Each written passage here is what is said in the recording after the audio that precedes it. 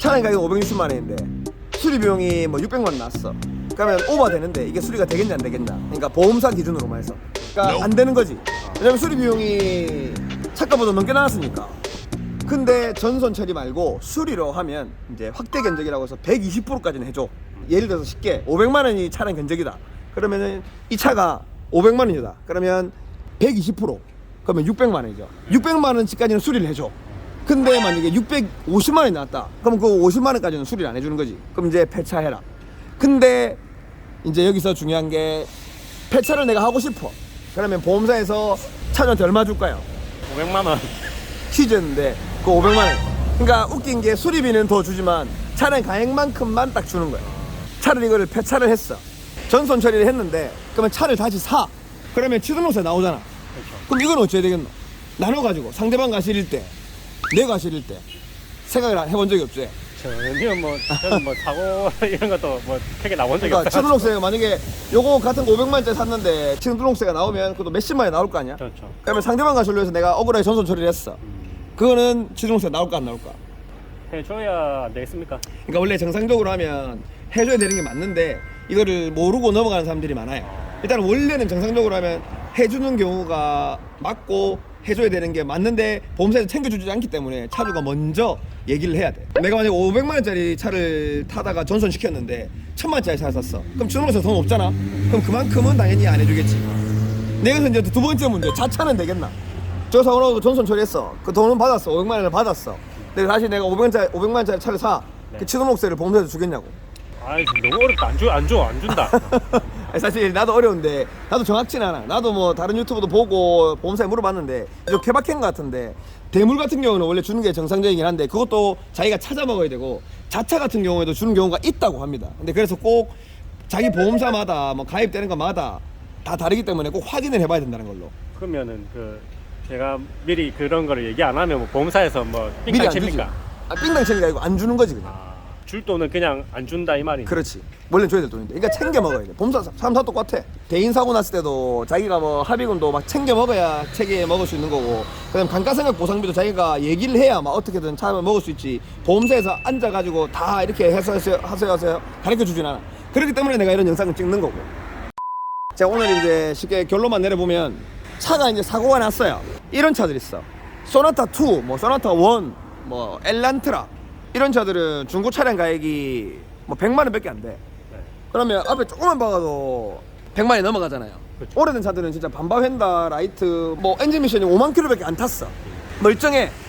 그래도 차량 가격이 120만 원밖에 안 되면 엔진 미션은 멀쩡해도 내 차는 폐차를 해야 되는 거고 돈을 안 주는 거지. 자기가 하고 싶다라면 수리비의 120%만큼은 하고 모자란 돈은 자기 돈 얹어서 해야 된다는 거야. 그러니까 오래된 차 타시는 분들은 차량 가격이 낮으니까 조심하셔야 되고, 이런 것도 골프도 연식이 조금 됐는데 차주님은 이게 전선이 처리가 되는지 뭔지 몰랐어. 근데 내가 전선 처리를 내가 권유해 드렸지. 사실 정비공장 같은 경우에는 수리를 해야 먹고 사는데 사실 요건 싸제 부품이라서 요거는 자차 단독으로 해서는 인정이 안 되는데, 그거 말고라도 지금 다른 부품만 하더라도 차량 가액의 뭐 120%까지 해서 이 인정을 받은 게 뭐 650만 원까지는 수리를 해라.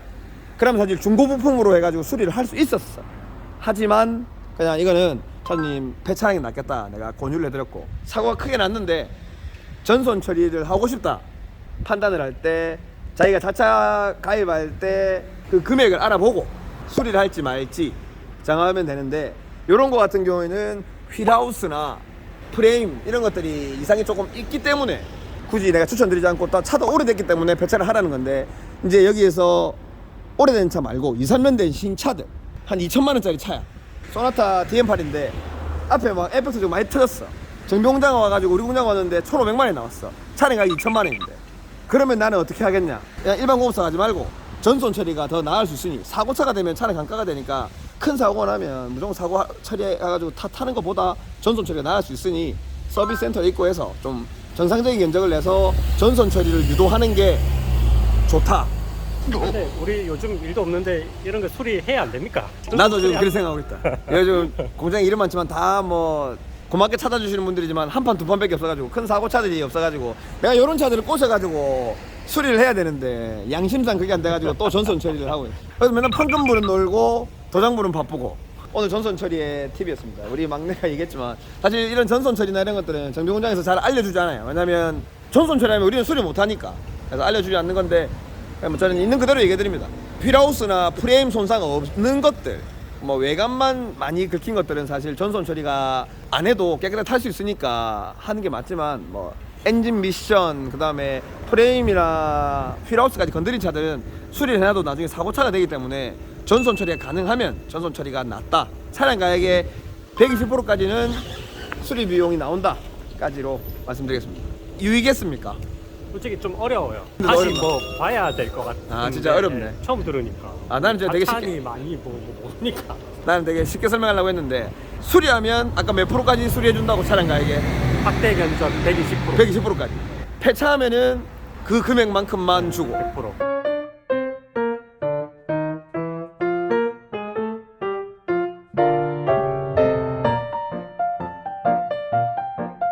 그 정도만 알아도 되고, 아까 치등록세는 어떻게 해야 된다? 보험사에서 안 줄 수 있으니까 미리 자기가 알고 달라고 해야 돼. 달라고 해야 된다. 그것도 이제 케바케가 많으니까 꼭 보험사에 알아보시고 자기가 챙겨 먹어야 됩니다. 정비공장 사장이 알려주는 전선 처리였고요. 오늘도 뭐 재밌게 찍어볼려 했는데 재미없었는 건 모르겠지만 이제 한잔 먹으러 갑니다. 감사합니다. 서울정비TV의 홍 대표였습니다. 끝.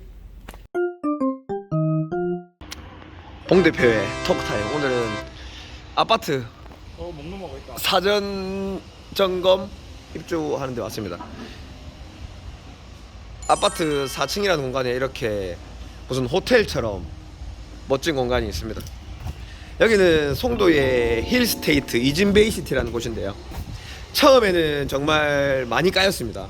소중고도 제대로 좀 없고, 사실 뭐 호텔이 들어오면은 좋은 자리지만 아파트가 들어오기에는 인프라가 좀 없어가지고 많이 까였던 곳인데요. 하지만 부동산 상승기와 더불어 실거래가가 84 타입 기준 35평 기준 9억 2천까지 찍었고 호가는 10억 넘게 나옵니다. 사실 지금도 여기도 사실 애들 키우기에는 조금 안 좋지만, 이 서부 상권에 요 동네에 살아야 되는 분들 중에 부자들이 살만한 아파트가 없었는데 이 부자들이 살만한 아파트가 생겨서 이게 지금 이렇게 좋아지지 않나, 이 호가가 높지 않나. 지금 저는 지금 부시기TV 친구하고요, 친구 유튜브 찍으러 왔습니다. 친구 유튜브 찍어 온 김에 그냥 송도에 이런 아파트가 생겼다고 해서 저도 구경하러 왔는데요. 여기는 그래도 W처럼 고급화해서 지었다고 합니다. 아직 안 들어가 봤는데 보통 아파트의 춘고가 2.3m, 뭐 2.4m 정도 되는데 여기는 2.6m까지 높게 돼 있대요. 약간 춘고가 높으면 고급 아파트 느낌이 나는데 실제로 들어가서 보긴 볼 거고요. 저는 이렇게 생각합니다. 뭐 송도에도 분명히 부자들이 많거든요.